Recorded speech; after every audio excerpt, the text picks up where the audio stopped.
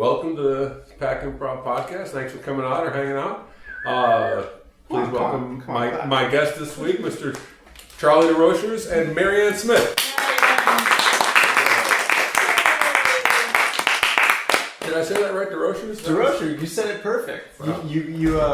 You took the wrong way to say it, the right way to say it. You just met it in the middle, and it's exactly how I say it. All right, great. So what I understand is that you guys are, well, a couple apparently. Yeah. They just started holding hands. I actually didn't know you were a couple. Oh, that's adorable.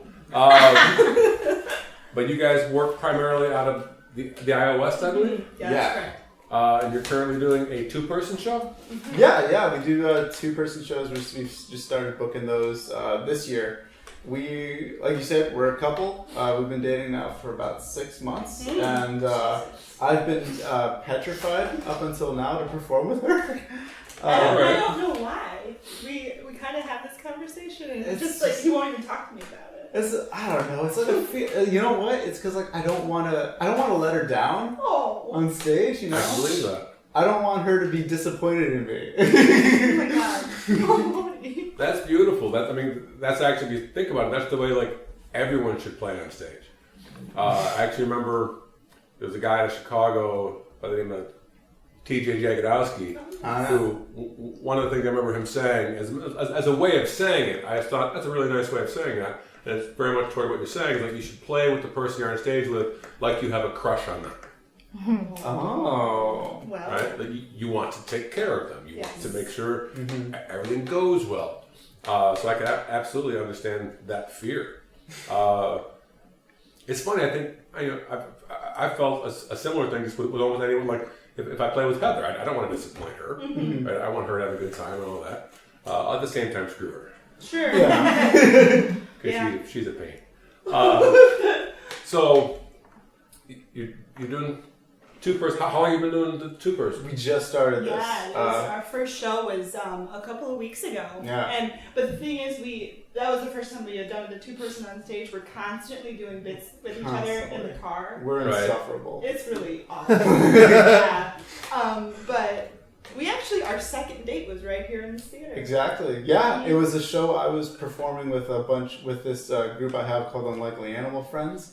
And I remember booking them. She showed up like I just a wanted champ. to watch. Because so I say our first date was me watching her perform. She says our first date was her watching me perform the very next day.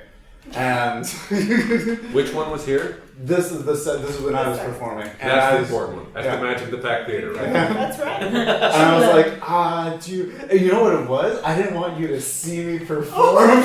So like if she's on stage with me, she'll have a more biased opinion of how the show went. And it turns out that day, I think one of the members had wasn't there, and they just wanted like extra people. Yeah. And a couple of people in the group were friends of mine that I'd played with before. So they're like, "You just want to play?" I was like, "Sure, I'll play." Mm-hmm. Yeah, it's like a nightmare. Just like you're on your first date, all of a sudden all of your friends know your date more than you. And not only that, they've performed improv with her. And now you're the odd man out on this, and you're trying desperately to take her home at the end of it. Yeah. I actually took him home. So. For everyone listening to this, just to be clear, these two people are probably even more adorable to watch talk than they are to listen to. God, their faces are so red. You so ridiculously like each other. So let's move away from you two. Okay, that's fine. Just slightly away from you two. How long have you been studying improv? I'm just a baby. I'm coming up on my 2 years now. I got into IO last, I guess 2 Januaries ago. And I just went all the way through, and I started performing with indie teams, like mostly Bipolar Bear. And we have a show every other week at I.O. And then of course through I.O. they kind of nurture who they choose to nurture. And I got on the New Forms team. Then now I'm on a incubator Herald team there. So I've just been I mean, I just love improv, and I'm one of those dudes that just hasn't taken a break from it since they've started. And like I said, I'm a baby, so I still... Yeah, 2 years in is pretty new. Yeah. But he doesn't play like that. He plays like he knows what he's doing. Nah, she's only saying that. She's defending you. Because of course she is. Yeah. And you? How long have you been? About 5.5 years. 5.5 years? Yeah. I started out of Phoenix at a short form theater called National Comedy Theater. Okay. And I also studied at the Torch Theater, which is a long form theater there. Yeah, I've been out to Phoenix for the festival. It's a lot of fun. We're actually, my team Melissa is actually playing the Phoenix Improv Festival in April, so we're really excited about that. They always do a great job down there. Yeah, they're wonderful. Taking care of the people. And all yeah, they're giving us like free night in a hotel. I've never had that for a festival before. It's really great. It's so. pretty awesome. It's pretty great. So I was at the National Comedy Theater for 6 months, and then I decided, fuck it, I'm moving to LA because fuck it, you know. I came out and did an audition for the Groundlings, and I got in the Groundlings program, went through basic, and then I was like, I need a more nurturing environment, so I went over to IO. Went through IO. I took a couple of breaks because I'm a video editor by day, and it's like sometimes I get home at like 12:30 at night and I just want to go to sleep. Right. So it But then was. she fights crime. Yeah. So that's what she So does. that's what Yeah. it's all good. But so I've been doing it for like 5.5 years, just playing festivals, lots of festivals. My team Melissa has gone over like all over the place. The farthest we went this year was Detroit, and it was so fun. What's the name of the group? Melissa. It's Melissa, the name Melissa, Right. with an exclamation point and a question mark. Okay. And who's in that? It's myself and Valerie Vasilis and Okay. Christina Lopez. Okay. Yeah, lots of fun. So you guys can travel with that? Traveling, rehearsing, doing all that kind of stuff, and it's just so much fun. I just have an absolute blast with them. We haven't been Melissa for 5 years, but I've been playing with them for 5 years in different capacities. So It's funny because I'm sitting here just feeling older and older. It's like, all right, one, it's young love. oh, Young love, which is always beautiful. And plus, 2 years to 5 years, from my perspective, is brand new. Yeah. And I'm actually I'm wondering what to ask you and how I would ask it to you by comparison, because like when I came through, there was much less opportunity. So for you guys, there's a lot of opportunity. What have you been finding is perhaps the benefit of having so much opportunity to be able to play? Well, I mean, of course, it's the reps, of course. Also finding the community. There's, because when the entry level is when it's so easy to enter into improv, then like you find the people that are serious about it. And sure, like more people means there's more people that are just gonna fall by the wayside, but at least you're around the people that are serious about it, rather than everyone looking at the main stage of UCB or IO and going, well, I don't know how I'm going to get there, so let's not even try. right. These people are trying, and you know. Well, the first thing you do, you see that and you go, all right, I want that. Yeah. So as Heather would say, what's required? What gets me from here to that? Yeah. Because it's all doable. Absolutely. I find that I love the fact that there are so many people like yourself and like just people who have been doing it for such a long time that I get to play with them, and that's how I learn. I learned by playing with like people who have been doing it a lot longer than me, and also people that have not done it as long as I have, because you learn different techniques and just I have fun in both aspects, and I love being taken care of. So it's so fun to just like play with somebody who just is like, here's the volleyball, just hit it, you know. So It's fun. yeah, it's so fun. And also, it's like it kind of makes it harder, because when you're able to go on stage every week at these places in LA, like the Clubhouse or Improv Labs or the Inner Sanctum, wherever, then you have more opportunity for people to just not show up. But that's where the hard work comes in. You actually do show up to those shows, and you do it's just because the time on stage is available doesn't mean it's any easier to do, Right, but it's funny because I've gone through that in a lot of ways. Like when I moved from Chicago out to LA about 15 years ago. The audiences in LA hadn't been built as much, And the scene in LA still isn't like Chicago. Chicago audiences laugh at mistakes. They're so into it. But that's because we built that audience over years. A bunch of theaters in Chicago did. And out here, that's still been in progress, but it's changed a lot. But when I got out here, I went from playing with sold out houses every night in Chicago where they laughed at everything, to it's like, oh, you got to earn this shit again. Right. And I was kind of like, that's actually kind of cool. It's like, all right, take a hit and realize, all right, you got to really get them again. So you had to learn to work again. And I've also been at the place where it's just like, I'm not playing for fucking 4 people. Right. Fuck that. I'm gonna just cancel the goddamn show. Right? Right now, to be fair, for those listening, there are exactly 4 people here.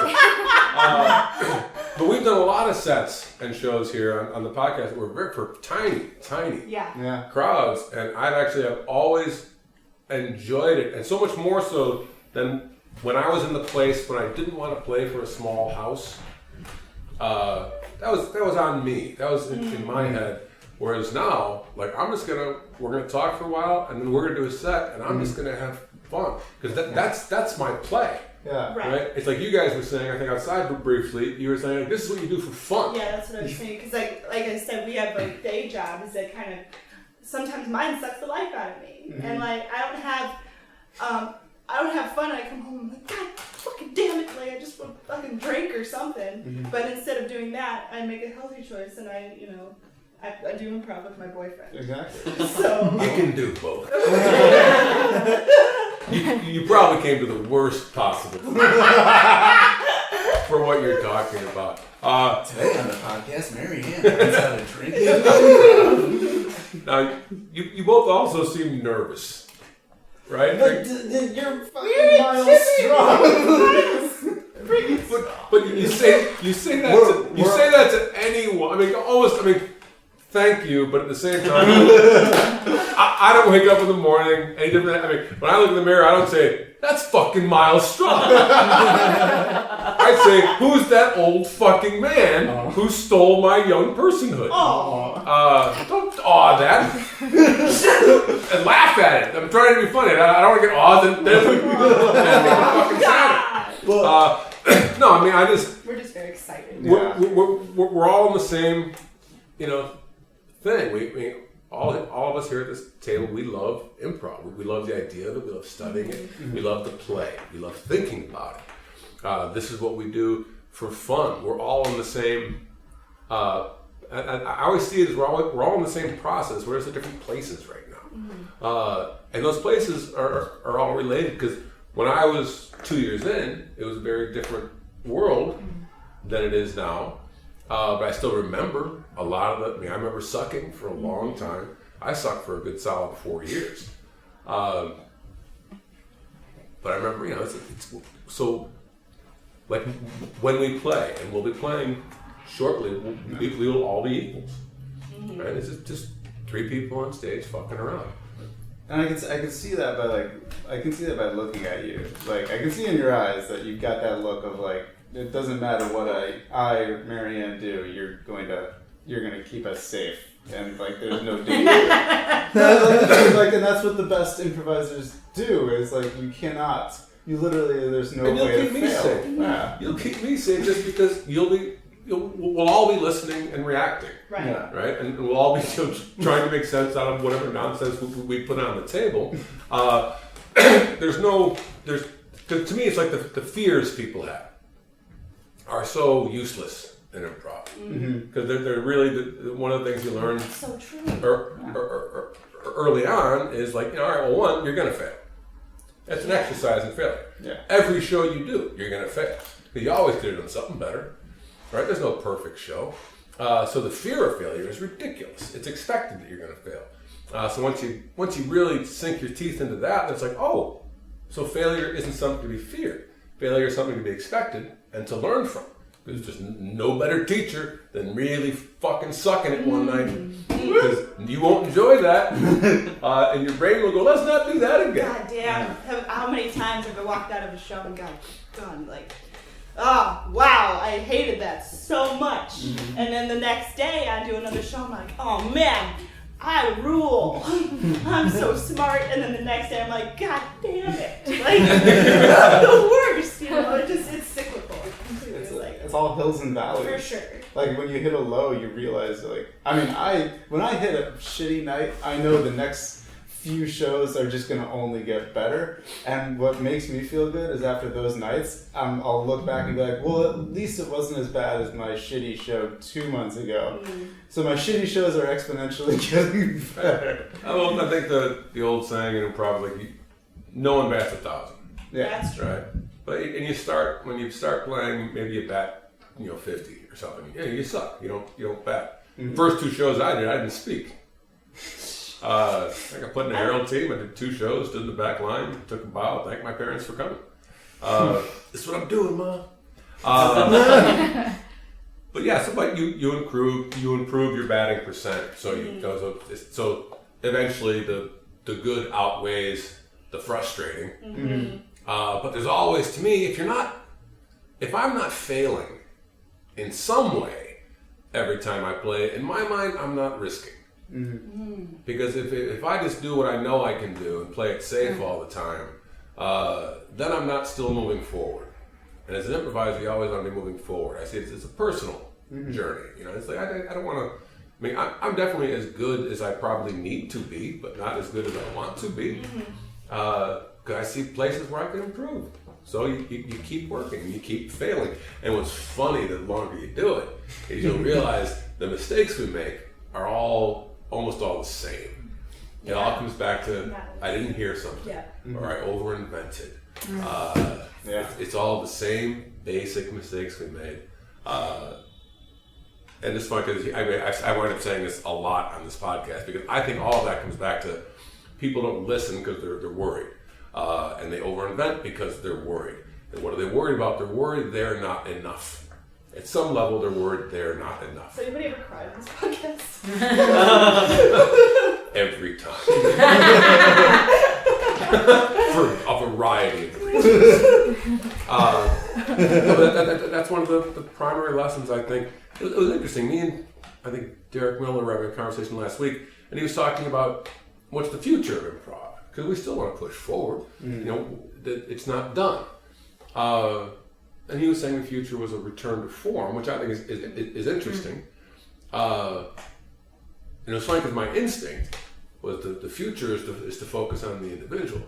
Because I think the form or forms or whatever new form you might try to organize or structure is going to be there, but it's going to come down to who are the people doing that form. And I think the more we make improv about basically, fixing that part of us that is broken. That's what it feels like in a way. Like I remember, because when I started, I wasn't good, and in a way, part of me was broken. It wasn't working the way I wanted it to work, and so I fixed that. And in fixing that reflected back on my life. So I'm not sure. I still have a lot more thinking to do on that, but I like the idea of. I like the idea of a return to more form. I think what he was talking about, because there's a lot of improv out there where it's just, it's just free form. It's just basically a montage. And I'm like, all right, a montage can be great if you're great, right? If you're, because to me it's like when me and Heather play, we have no form, except that between us we have 50 years of experience playing forms. So our formal knowledge is there. We don't need a form because we're basically able to piece one together out of anything.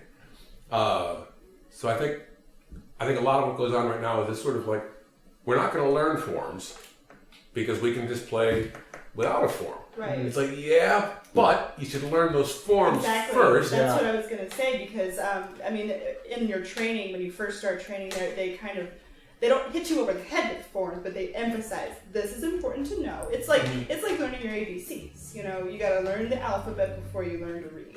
So it's more like, hey, learn the Herald. Hey, learn Pretty Flower. Hey, learn this, that, and the other thing.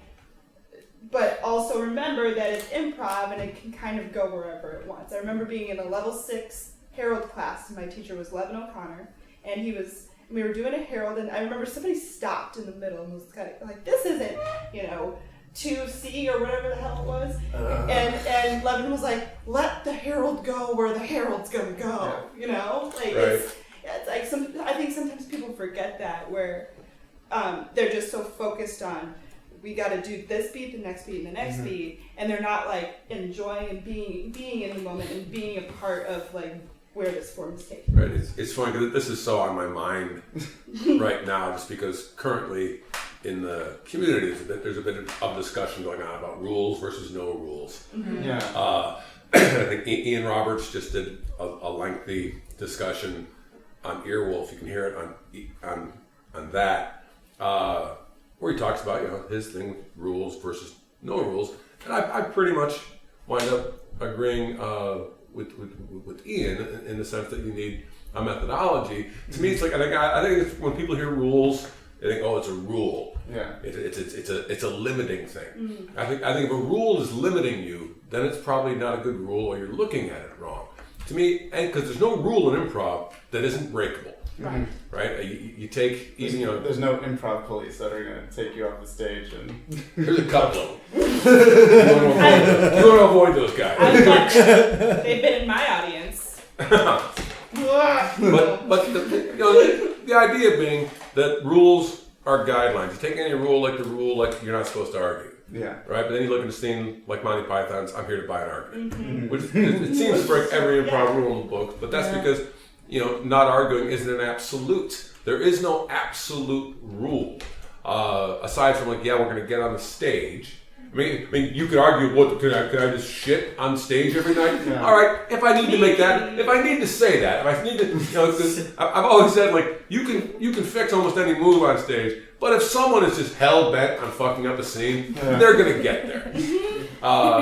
Because you can constantly just switch and negate and be a prick. But the basic stuff, it's like, you don't argue, that's not an absolute, it's a great rule, it's a great guideline. It's it's better not to argue most of the time. But sometimes you're supposed to argue. Sometimes it's called for. You don't want to be constantly agreeing with somebody, it's so fucking boring, Like, unless it's heightened. Yes. Well, it depends. What's the agreement? The agreement in that Monty Python scene is that this guy's not going to get what he wants. Right? That's the agreement. The agreement isn't the words. The words are actually working in support of this underlying agreement, which is this guy's getting screwed. Monty Python is the best. Yes, they are. Monty Python is the best. And I send an open invitation to anyone from Monty Python who wants to show up and do the podcast. But yeah, so I absolutely, I think most people who say, no rules are either good enough, maybe, where they already know a shitload of rules and have been informed by them, and their reaction is trained with them, that they no longer need to focus on them, right? Or they're people who don't know any rules and just don't want to learn them. Because to me, it's like if you don't know any rules, what do you do? Right. You get on stage and what? And to me, I think it's a semantic thing, which Ian was talking about in his podcast, I believe, which is it's everything's because if you say you don't have to focus on say the game, everyone's afraid of the game sometimes, right? The game of the scene is confusing and hard. It's not at all. But it's like no, just focus on your emotion. You just gave them a rule. You just gave them a guideline. Right? Start a character with a physicality or something. That's it. All right, there's a guideline, there's a rule, because that person has figured out in the past that was a useful thing to do. Right. Karen Brachi is like my favorite when it comes to this. That's her go-to thing. Is like start with a physicality, and that's my thing. So that's like it clicks immediately. So when she said that, that's exactly how I start every single one of my characters. It's just like or just something real small, like. I'm always smoking a cigarette or something like that. And that is a fine way to get to a character. There's all kinds of different rules, right? And guidelines. And I think what frustrates people is when they learn a new one, it fucks them up. Yeah. Exactly. Because I just learned a new rule, and I always think it's so unfair in my class, because my class is so information heavy. And I always say, here's a shitload of rules, now don't think about them. And just play, which of course you can't initially. You have to think about them because you have to make them part of it. But the ultimate goal is to not think about them. And it is attainable. We already know that. Because there was a time when you first learned yes and you no longer think, I have to yes and. Remember the gift-giving game? Like, I'm giving you this box. I remember I used to be petrified of the three line game where just go out, say one, they say one, you say something. I was so horrified that I would say the wrong thing. That was with BOC. He was my level 1 teacher. He was my level 1 and teacher. Of course, he's probably the best level 1 teacher to have because he's the one that tells you, shut the fuck up and stop worrying about it. Yeah. I hated all the. Hated. I'll go with hated. All the warm-up games. Yeah. I've never liked warm-up games because they always struck me as an exercise in trying to be cute or clever. Yeah. Some were better. Like the ones I liked were more just like, all right, let's all move in a sound or something, or let's try and do something smart. But when it came down to just playing some sort of cute little game, it was the one thing in improv that made me feel stupid. I hate it too, Miles. I hate it so much. Like, I don't get it a lot of the times, and it just makes me mad before a show. I'm like, I don't want to warm up. Like, I don't want to warm up with you guys and do all this stupid shit. Like, let me get on the fucking stage and do it myself. Here's the thing, like, I had to do those things. And I also don't want to judge what clever shit they're coming up with. But if you're on ensemble and they want to warm up, you should warm up with them. Yeah. Because what's the good of the group is what should come first in that instance. However, you can also find an ensemble that doesn't like to warm up, Yes. which is... Melissa likes to slap each other in the break. Boom. All right. Right in the privates. Right, the fun part. Yeah, right in the That's front it. part. That's our warm-up. That's a weird warm up. I'm a firm believer in just asking people what they've done the week before, because that's exactly what's going to feed into what they're doing on stage. I think you can warm up any way you want. Jumping around. There's something that Mick Napier said a long time ago. Mick should pay me a stipend for how many times I mentioned him on this You podcast. haven't quite yet. I learned from the guy, and it's funny because he's one of the voices coming down like against rules, it's interesting because all right, I'm not going to get into that. But the thing he said, which always struck me, was like, wow, that's a great thing. Is high energy is just a decision. You just decide to have high energy. Yeah. We all know that once the show starts, there it is. Your energy is up. I don't need to clap and point at you to get my energy. Yeah. I like, as someone who's sort of kind of in it right now, because I'm still kind of going through that nurturing stage where they want to teach you all the forms, and I'm eventually going to make my way through your school because it's like the master's class, so everything else is like the bachelor's. Yes. Ooh. Well said, Charles Desrochers. But like a lot of people, I feel like one, they use the form as a crutch because they don't feel comfortable enough to go away from it. Like I trained in jazz before I ever did improv, and it's just improv but with your fingertips and your music. And like you have piano players that used to sing while they played because their vocals would influence what their fingers would do, and it all just comes out of your gut, and then basically practice and everything. And music's a great analogy because if you want to play jazz, you don't start with, I'm just going to play some jazz, right? Because there's a whole shitload of theory and history and things to be learned. The instrument you happen to be playing for one. You don't just say, all right, now because basically, to me, jazz strikes me as like a free exploration of an already established set of music. Like your music is set, it's math. Right? It's like, all right, but you have to understand all that before you can fuck with it. And so it has to be another simple way that says, all right, you want to get rid of the rules? Fine, just learn them all first. Exactly. Right? And learn what's useful to you. Some rules you will be able to lay, that rule's not useful to me. That guideline doesn't work for me. Sometimes it's just saying it differently. Sometimes you want to hear start with a physicality or start in your environment. Sometimes you want to hear start with an idea. It's like whatever works for you right now, that's the guideline that you should go with. Right? And you try the other guidelines. You try them all. I think it also works the same way with like notes, like from an instructor. If you get a note that I once had an instructor say, if I give you a note and you like have a guttural response that you disagree with it, then you can like choose to ignore it, but know that I gave you that note. Right. So it's like, sure. Well, it's like the instructor may be right. Yeah. Right? right? But you all you have to do is acknowledge that. All right, he thought that or she thought that, and then but. Yeah, if someone said something to me and I had a visceral reaction, I fucking hate you. Then I think there's something. Well, there's something to that note then, probably because one, it really pissed me off.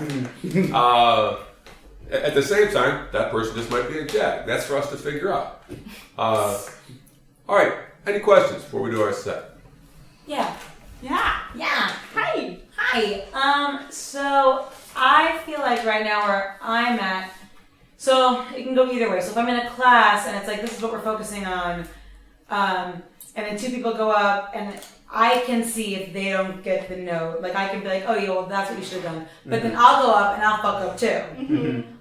Or you'll be watching a show and easy for you to sit in the audience and be like, oh, that just got missed. But when I go up on stage, I still fuck that up too. So I don't even know how to ask this, but it's like, how do you not do that? How do you combat that? Like, we do a thing where we squeeze each other's hands when we see bad moves on stage or something that and I feel like I'm squeezing his hand, like I'm just and I'm like squeezing right back and like, but yeah, no, you can't. It's that kind of like cool groovy thing of just like you're not. Like, yeah, you may see it, but they don't see it. And when you get on stage, you're going to make the same mistakes. But that's totally okay. It's the same reason why you don't go up to someone after a show and give them notes they didn't ask for. Because, we're all going to make those mistakes. And it's cool. I think it just comes from, like, being really comfortable with, like, just the way that you're playing. No matter what level you're at, like, just getting up there and just doing whatever you can. Because, like Miles said, you're going to make mistakes and you're going to fail. And it's, like, being okay with that is fucking huge, and it takes forever. I'm still definitely not okay. And that's when you have the most fun too. Yeah. Like when I have the most fun is when I say I don't give a shit if I'm going to make a mistake. I think my best improv show. That's funny. I'm going to do an aside. We actually met at an improv show that I was doing, and I was sick. I was so sick. I almost didn't even go, and I just didn't even care. I was dressed in pajamas and like my hair looked like crap. And I did the best show I've ever done. So it's like a thing of like not caring, I guess. Yeah. Which is funny because like there's another side, and Miles is gonna throw up a little bit in his mouth. But I was coming off of like this music festival and getting drunk and doing some drugs and so then I come to this same show and I'm feeling like shit. I almost pulled out at the last minute and said, hey everyone, go have a great show. I turn out having a great show. So good that she turns to her her teammates and goes, hey, guy in the glasses, I'm gonna get him. That's what I said. And here we are. But it's here funny. We come. So here we are, full circle. Yeah. Back to you turned a cool improv story into more adorable you guysness, which is great. I feel like improv and just life in general follow very similar parallels. Whereas as soon as you stop trying to force one or the other, that's when it actually starts to turn out for you. I had tried to be in a meaningful relationship for years. And it wasn't until I just kind of gave up and was happy with myself that I found this one over here. And it's been great. And I feel it's exactly how improv goes. It's a very long answer. I think I guess a lot of it makes sense. To me, you identify the difference between who you are sitting in the audience and when you're on stage. Now, for me, I'm never quite myself on stage. I become someone else, and that actually helps me to not worry about what I might think. I think on stage we fuck up because we're worried, right? We go back to the same basic worries, and that's when we don't listen as well, right? And we miss stuff, and that's when we make those mistakes. You learn to accept that, and the more you do it, the more it will come. You try and beat it into your head because the day is coming. The day is coming when you're going to be like, you know what, fuck it. I don't give a shit. I'm just going to do whatever I do, and then you're going to be there. Yeah. Right? Until that day, you're going to do a shitload of shows where you're going to be thinking and worried and self-conscious and basically giving a fuck. God, it's so nice to not give a fuck. Well, you try and reach a place where you got no fucks left to give. Nice. All right, let's do a set. Let's do it.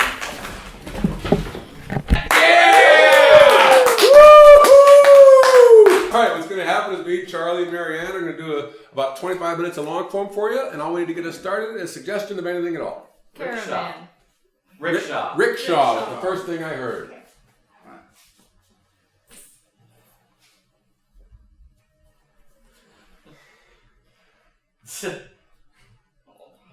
Well, one of us has to pull it. I shall try.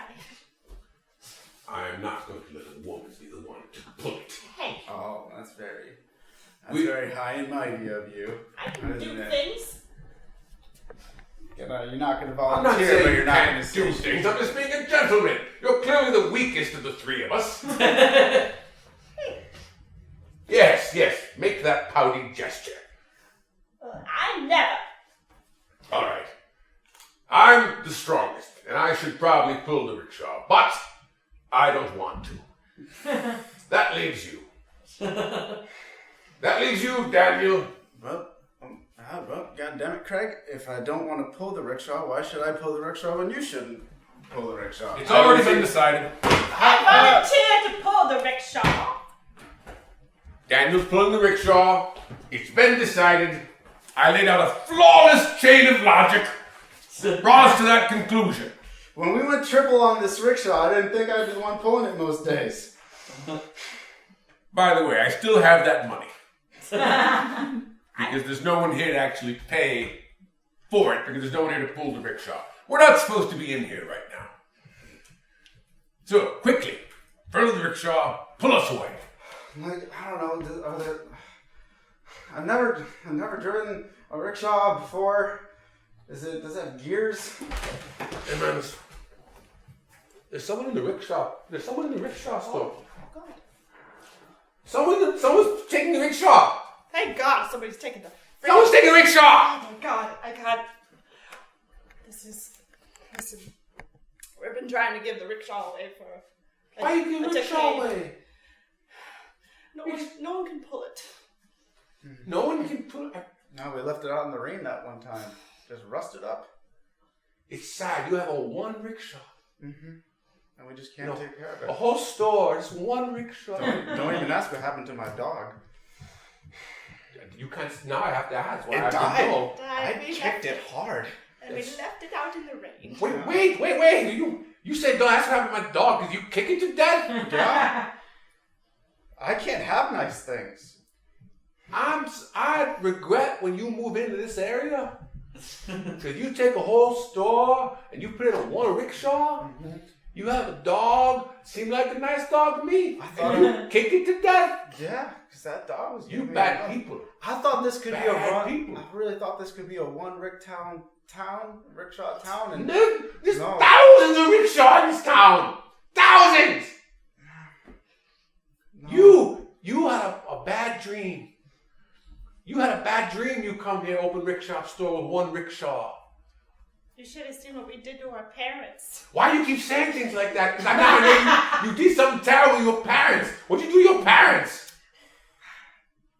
We didn't feed them. You just stopped feeding your parents. We actually took food away from them too. You terrible. Like they would go to the grocery store. You and terrible slap it people. out of their hand, and then our dog would eat it, and that's why And we then kicked we it. kicked it. Oh, you kicked the dog because he's trying to help the starving parents. Mm-hmm. You need to leave now. You leave the store. You leave this place. Lock. You never. You just lock me in my own store. you come in my. I try to help. Tell you someone. Are you cutting or tying? What are you doing? Tying you up. She's tying you with a knife, a Sorry. very loose knife. Look. Kick. See, I stabbed small stabbings, so you don't notice it until you've lost all the blood. Yeah. And then you cut lemons, and you. I learned years ago how to control blood flow. My blood does not flow right now. It stays still so it don't run out of my body. That's right, because I am from the Orient. Somewhere unspecific in the Orient where we have rickshaw. Oh, like Siam. And now I disappear. Oh. still waiting to go to the pharmacy. This rickshaw seems broken. It's... Oh. Oh boy.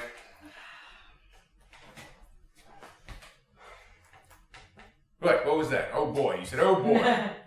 Seems like this rickshaw is a little heavy. I'm not gonna That's say. because there's two of us sitting in it.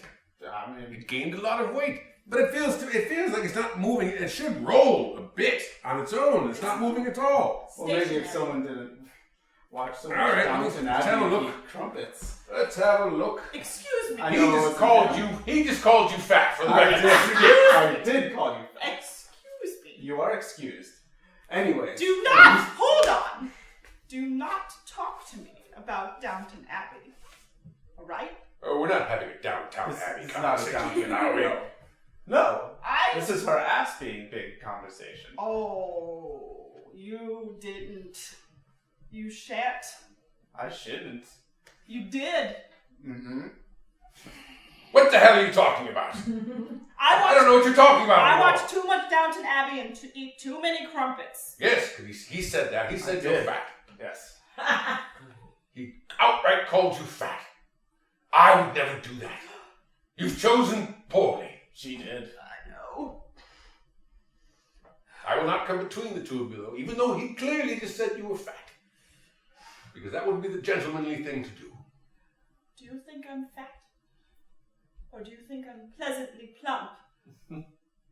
There's no good answer to that. There's no, you put me in, Do you think I'm fat? Or do you think I'm pleasantly plump? I think that's a question that your husband should answer. Yes. I think I've answered it. Well all right. played me. Clearly made the wrong choice.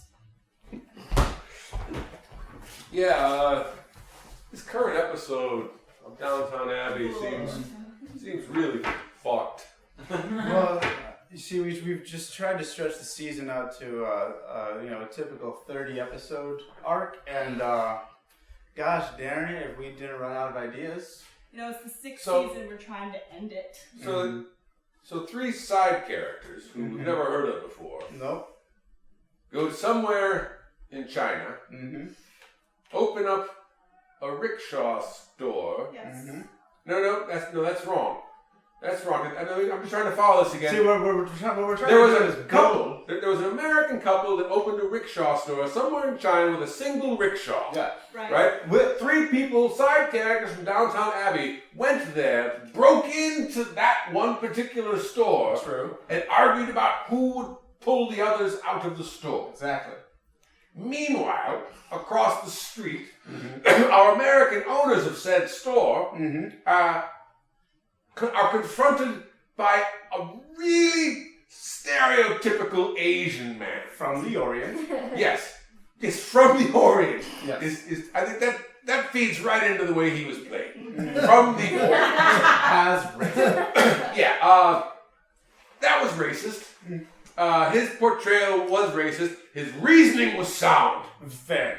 That couple was horrible. The most interesting thing in there was what was going on with that American couple and the horrible things they were doing to their parents and their dog. And wouldn't you want to see another season of this? No.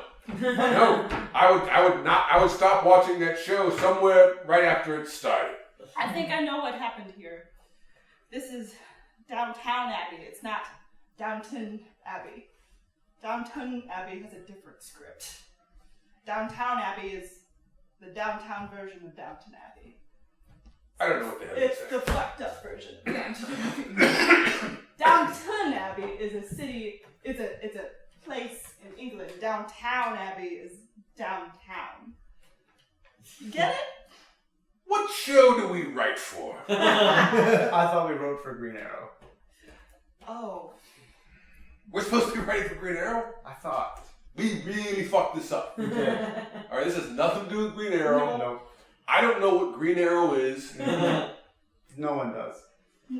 How do we get this job? My dad. Ah, come in, yes, yes, you must be, there's my lovely daughter, yes, there she is, ah, yes, come here, ah, yes, oh, I'm fine, To be loved by a daughter. Yes, nothing as rewarding as the love of your daughter. So, what can I do for you today, my love? Come in, don't be afraid. Did you? I Maybe asked Tom? I asked him to come with me because I know you've met Steve, so like I'm. Yes, I've met Steve. I've given him this. Nice Yes, to meet you. all right. I was looking at you like this. Yes, this is sort of a glower. All right, yes. We need a job, Dad. Yeah. We need a job so we can move in together. In tandem. Oh, let's see. I want to give you everything. But in this moment, I'm giving you something that will enable you to do something that I disapprove of. It's a conundrum, if I've ever heard one. Yes, it is a conundrum. It is a conundrum. Yes. So, I will cave. Yay! No. As per usual. Wait, what do you mean no? You said no, he doesn't seem to want to move in with you. Or this job. I can't tell which it is. What? I don't want. Ooh, awkward. I don't want everything that we do to be given to us by your family. What do you mean? Gold.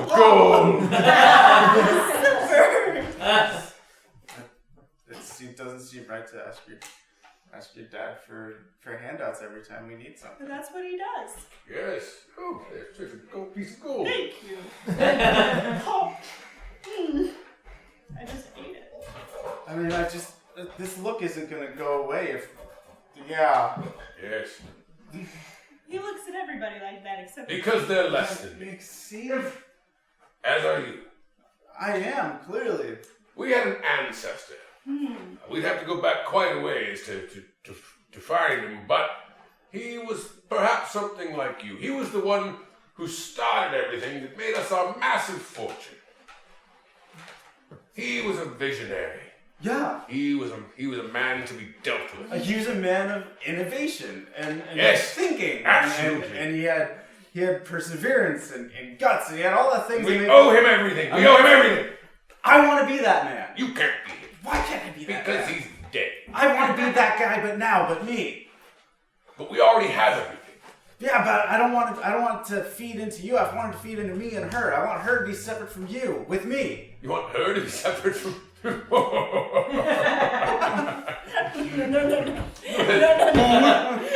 would breastfeed her? Well, I mean, she would just have to buy milk and get sustenance from like bread and meat. Oh no, my daughter doesn't buy milk. I had a pump installed into my chest. It's all right. That's probably enough breastfeeding for one day. I don't know. I feel like you're not going to respect me, and you're not going to let me be with her until I do something on my own. Oh, I could never. No, you've got it all wrong. I'm going to pull out a check. All right. I'm not going to fuck you. What? That's where that was going, right? That was not where that was going. I would not. All right. How did you get that's where that was going? I just figure whenever rich people pull out checks, they want someone to fuck them. Why would you think that? Because I was raised in downtown by the Abbey. Downtown by the Abbey, or downtown Abbey, or Downton Abbey? No, just downtown by the Abbey. It's downtown. This is all the people that couldn't get into the parish, and then they went by the downtown. Doesn't anybody understand the difference between downtown and downton? No, we don't. Apparently we don't. All right, this season's worse. This season, it doesn't make any sense. At least the other one was racist. This is just stupid. They just, like, this. How did they get rich? Right? Where did all that money come from? What did that guy do? Why is this guy still objecting to it? It's like, well, actually, he makes a good point. He vomits gold. That doesn't make sense. And David's told him answers every question you just had. It's a fantastical notion. Yeah. This is a fantasy world where dreams can come true. No, I'm out. I'm out. Are you trying to say you don't?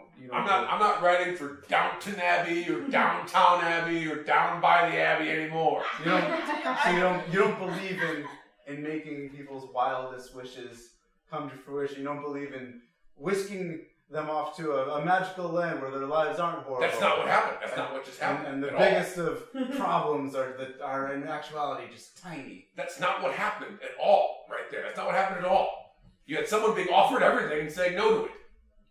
But I think he had damn good reasons to say no to it. He did have good reason to it, but It's again, that's not what you're saying right now. It's like, hey, I'm going to give you free room and board. All you have to do is let me chain you and work in a cotton field. That's like... Yeah. Top me off.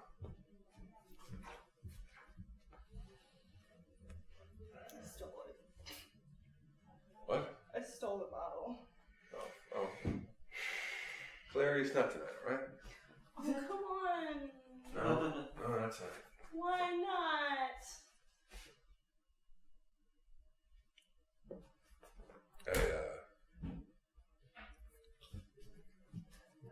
I buried my father today. Oh, shit. Oh, I'm sorry. Jesus. I didn't even know your dad was sick. It's been going for a while. I didn't want to talk about it. Oh, shit. Well, I feel like an asshole. All flirty and... That's just you. It's just me. No, now you should stop. I'm sorry. It's old habits die hard. Was it a nice procession, Greg? A nice what? Procession. Was the funeral nice? Was it what the old man deserved? It was. Not a lot of people showed up. Well, We would have come. I wouldn't want you there. Why would I want you there? What? well, because we're your friends. We're your friends. You people I know from this bar, all right? You're all right. You're not really. We're not really. Let's be real. We're not friends. Well, What's my middle name? What's my middle name? You don't know. Jay. So it says on your credit card. All right. Fine.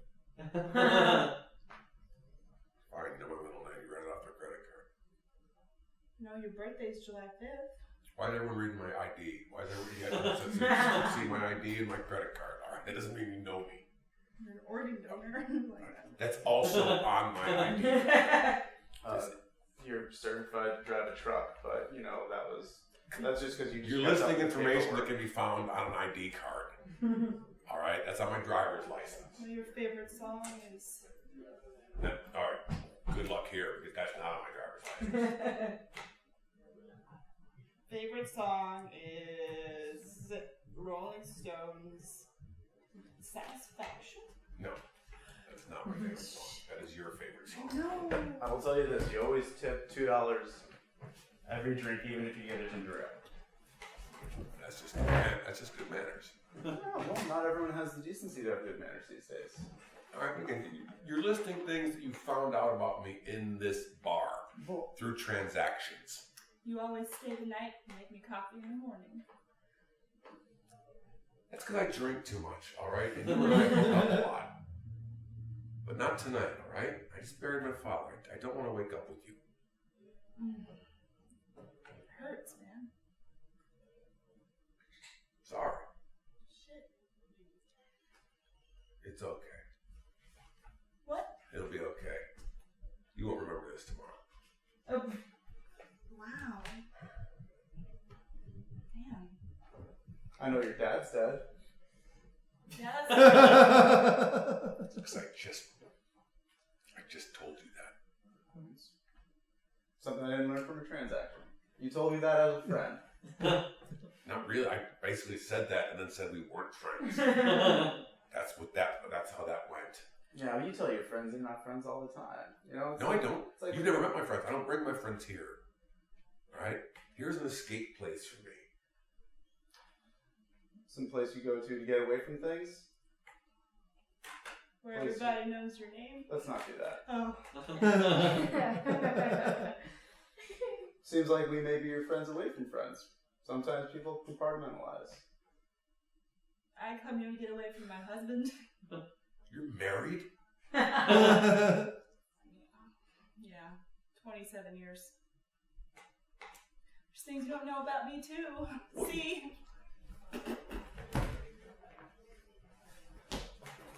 I'll go again on that. Yeah, I got way ahead of you. You buried a dad. You are getting drunk today. I have to go. It's my kids. You have kids? I mean, I've got 3, Bobby, Jane, and Steve. They need their mom. Yeah, probably do. I'm not sure what that was. It's like an angry, flirty gesture. All right. Okay. Yeah. Sorry about your dad. Thank you. Really surprised that married have kids. Some people, they don't put everything on their IDs. That's not something you would put on your ID. It would be on your ID. See ya, never. Sorry about your dad. You shouldn't let her go. So you shouldn't let her go. Clearly she cares about you. Say like you shouldn't let her go. Like, oh, that's the one. You're gonna let her go. She's married. She has fucking kids. We fuck a lot. Yeah. And that's just wrong. And she cares enough about you to not let all of that get in the middle of it. No. That is not caring about me. That is not caring about the people she should be caring about. Let's not assume that she's a bad mother or bad wife just because she has sex with you. We don't need to assume it. She is. By what standard? She's always fucking here. She fucks me a lot. I'm not her husband. So they can have an open relationship. You don't know what they go through. Seems like you're projecting a lot of shit right now, man. No, I mean, look, I buried my dad. I'll never just keep the booze flowing and shut the hell up. I don't know your last name. I can tell you if you want to know it. No, I don't want to know it. I don't want to know you.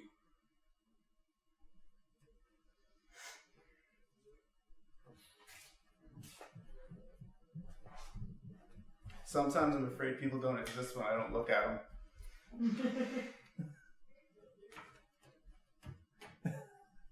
There you go. That's my biggest fear. Now you know me. That's the stupid fear. That's it. You're afraid that they don't exist because you're not looking at them? Yep. So you must be terrified because most of the universe you can't see. So you must be in a constant state of nothing exists. Exactly. Except what's in my direct field of vision. Everything behind right now, I'm not sure if it's there, and if you say it is, you could be lying. All right, you're an idiot. You're a fucking idiot. So. George, come take a look at the horses. Look at them frolicking. Ah, yes.